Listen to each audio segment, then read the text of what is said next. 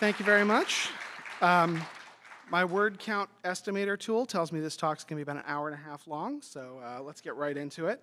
Today I'm going to talk about a topic I have some experience with, which is what you might need to do with open source projects that are large and small. So to start, every talk these days needs a good subtitle, which helps contextualize what you're in for. And scaling open source up and down was already a pretty long title, so it didn't fit on the program. So I'll tell you now, lessons learned from 2 decades of failure and counting. Why should you listen to me? With a punchy subtitle like that, you might find yourself wondering, what exactly have I failed at, and why would that make you want to listen to me? The biggest reason to listen to me is that I've done quite a few projects, which is to say I've had many failures.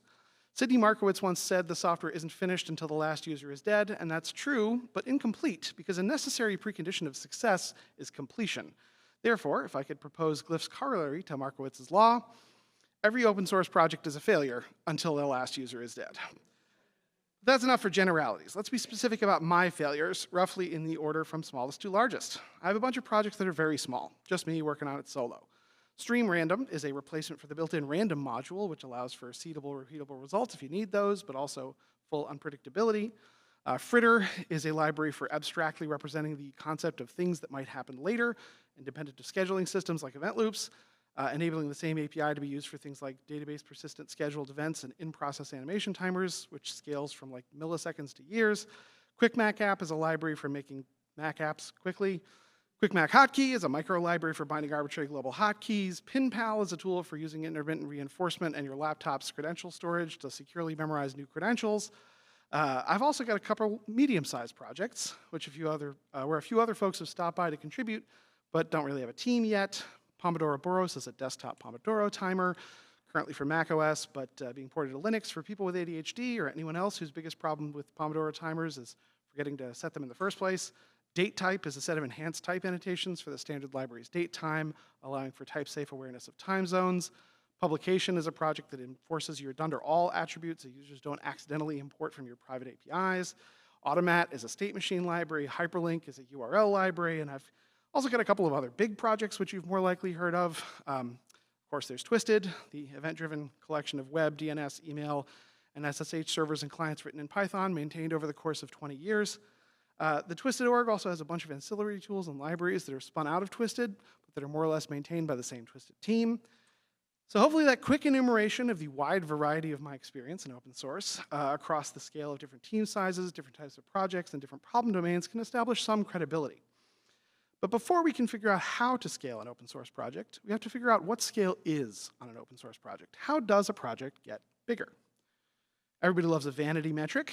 Are you looking to max out your download counts on pypistats.org? But even downloads might mean multiple things. If you're creating a library, you might care about how many apps depend on your code. You might care about the principles of the free software movement, in which case you want to care more about how many other free or open source software packages use your stuff in the way that an academic might care about collecting citations. Downloads is also itself just a proxy metric, and what you might actually care about is the number of people who are directly using your software. As we all know, you can also get rich doing open source, so maybe you care about the money. I assume you all know how to do that, so I won't cover that in this talk. Another thing that can make a project big is simply the amount of code that you're shipping. Maybe you enjoy the challenge of wrangling big, complex systems, but this is the worst metric. Do not maximize this metric. So now it's time for the reveal. These are all, at their best, side effects, and at worst, distractions. Only one number matters, and that is the number of contributors. This isn't even really a value judgment. It's just a descriptive statement. Whatever the reason you have for doing open source development, the only meaningful benefit to putting the code out there, to doing development in the open, is to get people to help you by contributing to it. If you want to rack up download counts, make money, write tons of code, and get famous as primary goals, you're probably better off developing a proprietary app or a website. So, okay, we want to start a project that recruits contributors. What does that project need to begin its scaling journey? I'll break it down into 3 core aspects. First, let's talk about packaging. Just kidding, there are a million talks about packaging. Personally, I've given about 1 to 200,000 of them myself. You can go find a tutorial if you need to package your project, and besides, I don't have time to talk about that in 25 minutes. Now, what I might have scared you with a little bit there with the invocation of the spooky specter of Python packaging, you might think this is a twist to subvert your expectations with something less scary. But it's October. It's spooky season. That means we're leaning into it. we're going to get much spookier. What's the scariest thing for a room full of computer nerds? That's right, marketing. The bad news that I have for all of you today is that the most important thing that you need to do in order to be successful in open source is marketing your project. Now, I want to be clear. I'm not telling you that you have to be good at marketing because I am good at marketing. I said it was spooky, and I'm just as spooked as you are. I said at the beginning of this talk, we're learning from my mistakes here. Many of my projects have never received any marketing. But before we can get to my multitudinous and hilarious failures, we need to talk about what marketing is. There are obviously cynical and negative ways of describing it, and I know some of you are thinking them right now, but at its heart, there's a good faith version of marketing that we all need. The good faith version of it is a 4-step process. The first step on your marketing journey is knowing your value proposition. You have to actually have something valuable. You have to be sure that you know what it is, and you really can't delude yourself here. Is your project actually any good? If you try to lie to yourself about this, your audience is going to know, and it's not going to go well. Once you know what you're bringing to the table, step 2 is to have empathy with the specific audience of people for whom that value would represent an improvement to their quality of life. Think about what they need, what they want, and how your project is going to help them get it. Once you have that empathy and you've learned what sort of person you can help and how you can help them, step 3 is using that understanding to find where those people are and how you can address them. They'll never become contributors to your project if you don't even know where they are. The final step in the marketing journey is just telling them about it. You have to have a clear message that the potential contributors that you found will like so they can really hear it and understand what's good about your project. We'll explore this in a bit more detail in a moment, but for now, let me just quickly outline what this journey might look like for an open source project concretely in terms of some of the tools and processes that we already use. How do you know your project is actually good and has value to potential contributors? This is where stuff like testing, documentation, continuous integration comes into play. I can't tell you how much CI you need or how much test coverage, at least in this talk, but you need something that both verifies the quality of the code and is legible to your future contributors. The next question is, how do you empathize with your potential users? You have some advantages. On the one hand, you had the idea to create it in the first place, so clearly you understand their problems at least somewhat. You designed it in a way that people who have those problems would design it, so you've got that going for you too. But you also have a big disadvantage. You already know everything about your project, and all of your potential users are still potential, which means that by definition, they do not. So, the best tool for empathizing with those users is to write documentation. As you write it, imagine the user you're trying to recruit to be a contributor. Do they have enough information to understand the example that you're writing? Is this interesting to them? Is it fun? Trust me, if you write the code first, and then you write the docs, you will discover it does not make any sense. When users give feedback on those docs, listen to them. So how do you find users? To an engineer, this part is going to feel like doing nothing. You gotta join some discords, read some forums, check out Stack Overflow, search around on Mastodon, maybe join a Reddit. Email people in your network that you already know to see if they could use it. The thing that you need to be looking for here is not people who are merely in an adjacent industry, but people who are actively asking questions that your library could answer. And if the finding felt tedious, the telling is nerve-wracking. This is sales, a field that most of us computer nerds very consciously avoided. There's a good reason to be cautious at this step. If you're maximizing your telling without being careful about every one of the previous steps, what you're doing is not telling, it's spamming. So respect your users' time. The right way to tell people about your tool is to participate in and provide value to that community, answering questions and helping out, and only mentioning your own tool when it's honestly relevant. Okay, marketing. Spooky enough. Glad that we got through that together, but it's not the only baseline requirement for a small open source project. Let's maybe calm it down with another requirement that programmers don't have as many issues with, which is everybody knows that your project needs a good changelog, and there are a number of tools in the Python community that will, gotcha, nope, we're not getting less scary, we're leaning into it. That's right, the thing that your project needs is meetings. You need meetings for all of your members for the same reason that corporate projects do, to keep everyone on the same page, to avoid duplicate work, to promptly remove blockers, and so on. The lifeblood of any project is continued contributor engagement. That engagement requires an ongoing sense of purpose and understanding what other people are working on. I can't tell you how often you need to have this meeting. It depends on the availability of your team, the demands of your project, and probably the phase of its life cycle.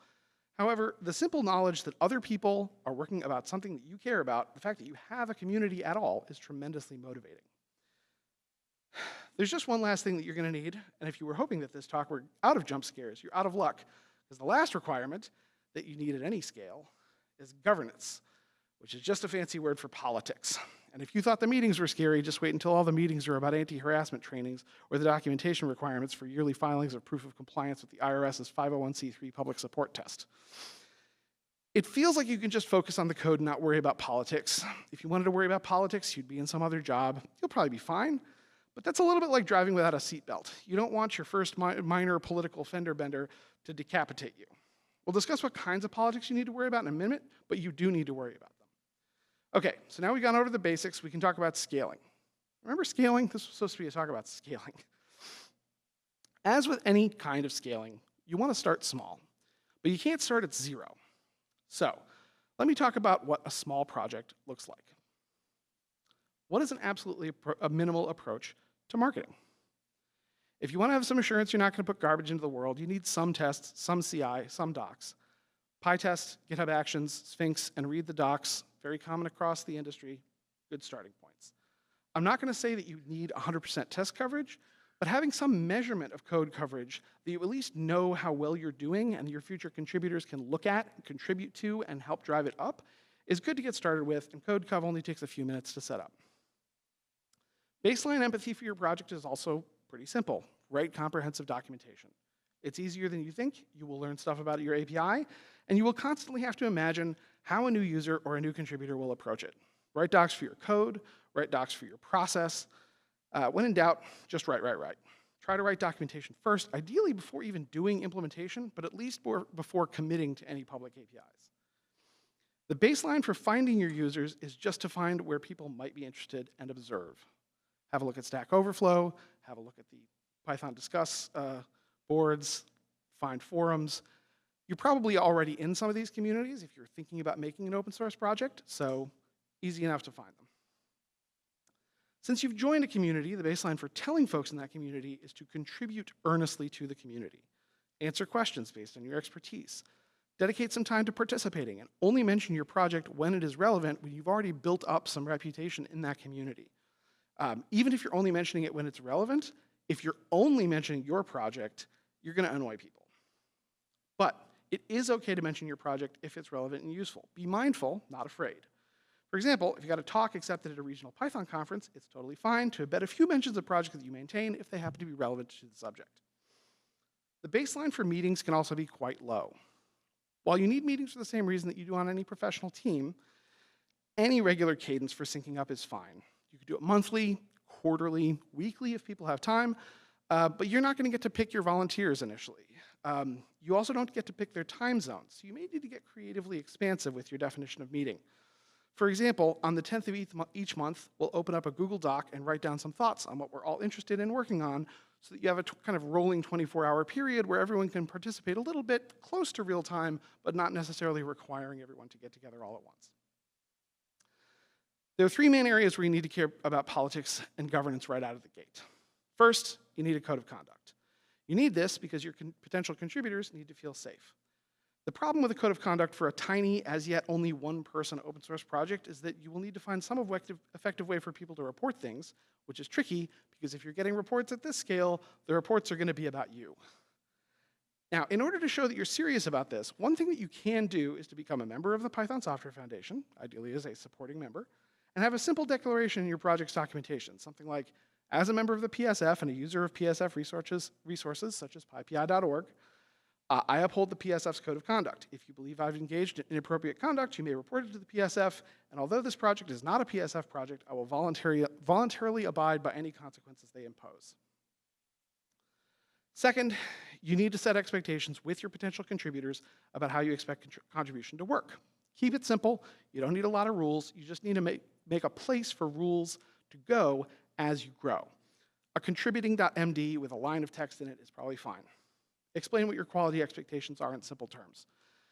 Do you have to maintain 100% coverage? Do people have to write tests or docs? Each of these questions is specific to your project and your audience, but write down your answers so people don't have to guess.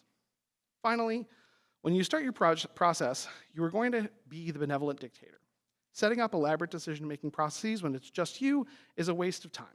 But as we've learned from the Python community more broadly, while it's okay to have a benevolent dictator for now, it's never good to have a benevolent dictator for life. make it clear from the beginning that you have a plan to make a more democratic process once enough other people are involved to make that practical and worthwhile. Okay, you've got a project up and running, you got a nice lightweight process, contributors are showing up. What do you need to focus on to scale things up? The first thing that you're going to want to improve about your marketing is to find ways to recognize your contributors. Your first step was just to get the contributors to show up at all in the first place. But keeping people engaged and preventing them from wandering away is an even bigger challenge. And people who don't feel appreciated are going to wander away. What exactly do you want to do to recognize folks? That's a question specific to your project again, but you need to do something. Maybe make a leaderboard and feature contributors who've done particularly useful stuff for the project. Maybe make a blog and write posts to highlight their contributions. Maybe for starters, just shout outs in the changelog. If you've got a chat room, just thank them in chat. Got to start somewhere, but you do need to do something. As your base of contributors grows, keeping meetings organized can be a challenge. If you're lucky enough to have more than 4 people, you'll need to make sure that there's an agenda, especially if you're lucky enough to make the meetings in real time. And this is a very specific detail, but announce the agenda at least 72 hours in advance so people actually have time to read it and you're not rehashing it in the meetings. It's very easy for meetings to kind of go off the rails and become a tedious obligation of the project instead of a fun opportunity to collaborate. So be mindful of that, keep an eye on it. As you start to grow, you will want to level up your governance as well. The second stage of good governance is, first of all, make sure that what you actually wrote down already is consistent with what you're doing. Set a regular reminder to check in with your process documentation, just to review it and make sure that it's up to date. The name of the game at this stage is delegate, delegate, delegate. Anytime you can remove yourself from some critical decision-making path, do it. If you ever want to stop being the BDFN and ultimately being responsible for everything, you have to start trusting other contributors to make decisions for the project now, at this first inflection point, once it starts to get a little big. Finally, another thing to start looking at in this step is official fiscal sponsorship. Being able to accept money is really handy, and many organizations, including the PSF, the Gnome Foundation, the Software Freedom Conservancy, just to name a few, can provide an existing organization that can deal with some of the bureaucratic overhead while still allowing you as a project to accept donations and pay people. If you're lucky enough to get to this stage, you probably don't need my advice anymore, but let's have some fun with it.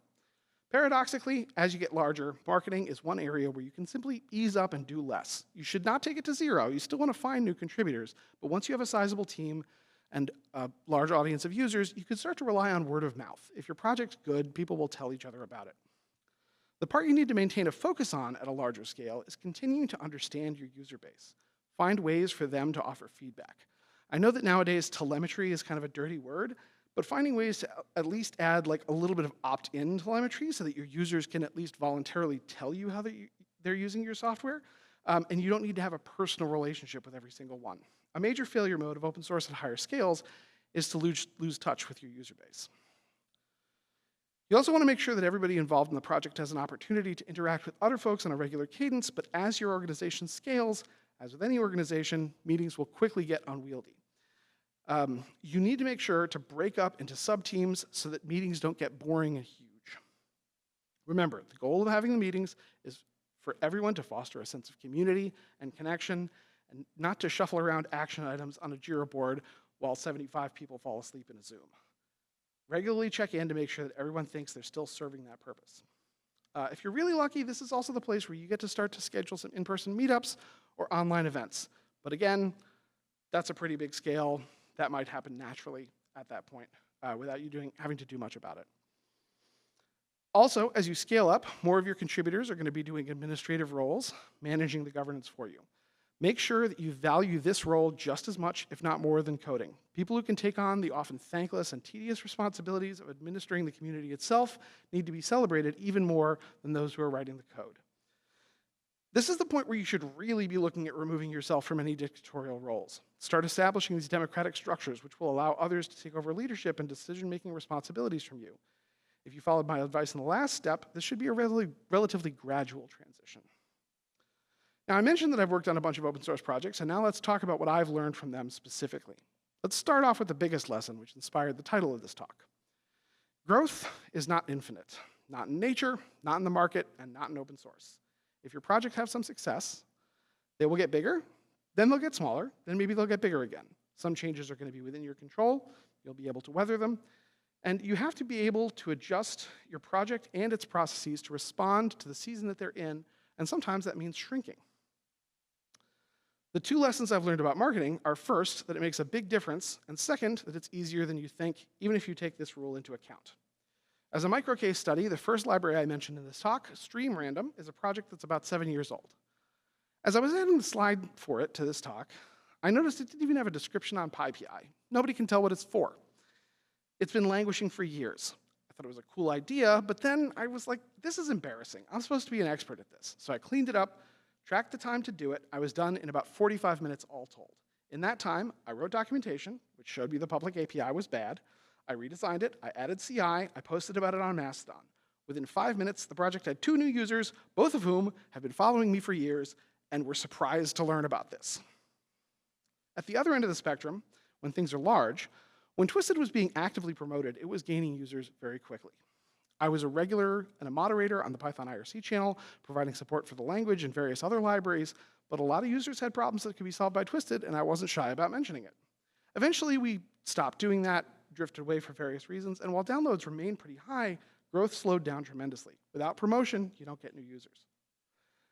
This is the advice that I have taken perhaps the least about meetings. However, when I look back over the history of Twisted, by far the most successful project I've ever been involved with, I can see that during the periods where it was growing, where it was being the most successful, those were the times when our team was meeting incidentally in ad hoc ways on IRC. This was always accidental and unplanned, but we just happened to be active in the relevant chat rooms, talking at the same time, talking about what we were working on, interesting future goals for the project. And when the team kind of organically dispersed to a combination of Twitter, Discord, just getting busy with their jobs and real lives, development slowed down a lot. I actually need to credit Carol Willing for opening my eyes to the need for this. Last PyCon at the Maintainers Summit, we were talking about some of the problems we were all having with our projects. And as I was giving my personal laundry list of items, Carol pointed out that the best time to address this was to add something to the agenda of our team meeting. And I said, "What meeting?" And she explained the importance of having this regular opportunity to check in on all of her projects, because that's the spot in your process where when you notice you're having a problem, you can bring it up and talk about it and figure out what to do. The main thing I've learned about governance is that it's very important to right-size it to the project. Again, things grow and shrink. Twisted grew, then shrank, then grew again several times in the course of the multiple decades it's been around. At one point, when we were a larger project, we adopted some pretty heavyweight processes, particularly around managing our donations. We had an official project leadership committee that could make spending decisions and a fiscal sponsor, and at the time that we formed this, it was perfect for everyone's time and level of commitment.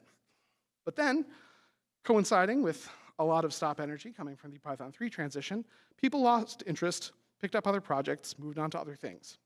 Later, when we needed to take care of some pretty big administrative tasks, we discovered that several members of the leadership committee were flat out unreachable, and we couldn't make decisions because we couldn't reach a quorum. We had bylaws which established the rules for a quorum, but we didn't have any mechanism for saying, oops, we didn't have a quorum 3 times in a row, we have an escape hatch we can pull. So it became a major project just to get in touch with everyone, to have them formally relinquish their positions so we could restructure, reorganize, and scale down a bit for the time being. This was an extremely expensive mistake, by the way. It cost the project literally tens of thousands of dollars due to a series of hilarious mistakes. But this lesson also loops back around to meetings. The cadence needs to happen relatively regularly, or you're going to fall out of touch. The second big lesson from the experience is that you just shouldn't invest a lot of energy in debate around codes of conduct. Just have one and move on. I'm probably going to get myself in a little bit of trouble here due to an unfortunately recent and high-profile example of this, but I promise this is not a comment on any particular person, but a general observation. If you're worried about losing out on contributions by excluding the sort of person who complains a lot about codes of conduct, don't worry about them. They don't write code. They just complain about codes of conduct. Speaking from my experience as an early adopter of codes of conduct, the amount of contributions that we got from women, trans, and queer people by intentionally creating a safe space on the Twisted project has vastly outweighed the few grumbles that we got at the beginning. The number of people who left as a result was not 0, but the ratio of valuable contributors gained to existing contributors lost was like 10 to 1. Even if you're a sociopath who only cares about your project and not the people using it, you still want to value diversity, equity, and inclusion. People who don't understand it will often cast it as the process of demonizing or ejecting dominant groups, but nothing could be further from the truth. It's a tool for locating valuable contributors who would otherwise be excluded. Whew, okay. If we're lucky, then I made it to this slide, and against all odds, I managed to get through all the material I had. And I should say thank you for coming, and hopefully this is giving you some ideas for your own open source projects. I'm Glyph. You can find me on the web at glyph.im. And from there, you can find all the stuff like my Mastodon, Patreon, GitHub blog, and so on. And I hope to be hearing from you. Thank you very much.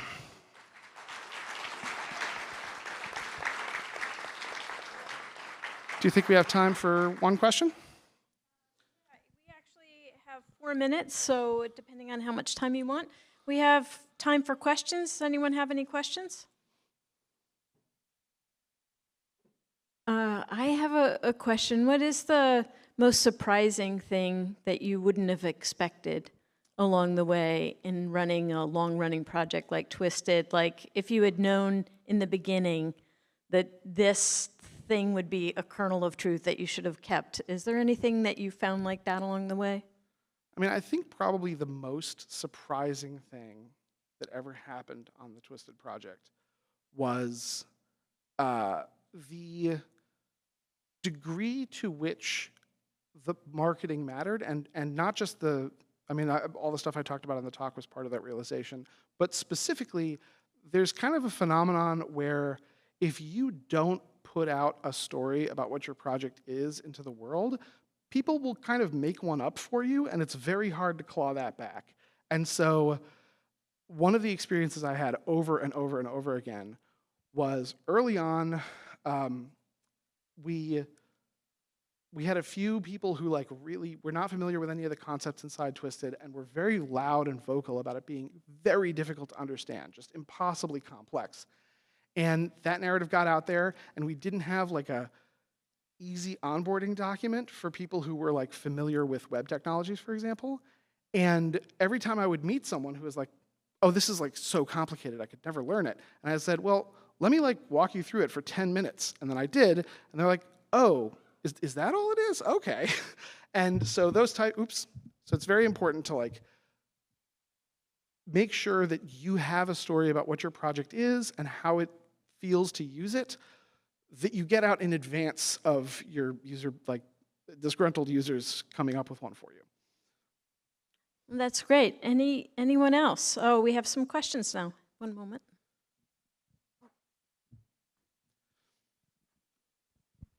Hi, great talk. Do you have marketing resources, books for Python users? No, I think that the difficulty with marketing is that if you look at, and one of the reasons I wanted to talk about it in such detail in this talk, like all the different steps, is that so much of marketing literature eventually kind of devolves to sales metrics or engagement metrics or conversions or something. And so even quite good resources rapidly become irrelevant to open source. And this kind of high level stuff is things that you'll find more in discussions or blog posts, and not like, I haven't found a long form book that I would recommend yet. I think we only have time for one more question, maybe in the back. How do you deal with people who might want to take your project in a different direction than you had originally planned? Do you find it's more important to stick with your original vision, or to let the project grow in a way that might be natural? I don't think that either one of those necessarily is always the right answer. I think you need to find a balance with every one of those. One way of thinking about it is that if people are trying to evolve your project in a very different direction, there are kind of two possibilities. One is that there's a real requirement you haven't considered, and the other is that there's kind of a design pressure that you need some kind of escape valve for that may not be your main intent, but that's nevertheless like valid and necessary. And for that, plug-in APIs and like extension mechanisms can be a really important technical tool for dealing with the social problem of like people wanting to go in different directions. And that's really an art form, like coming up with a really good plug-in API that's satisfying those constraints that people are trying to satisfy. The main piece of advice I have for that is talk to people. When somebody's trying to evolve in a different direction, get their requirements. You can have a lot of long, frustrating conversations, but just commit to like having them and hearing them out. Great. Big round of applause. Lefkowitz. Thanks so much.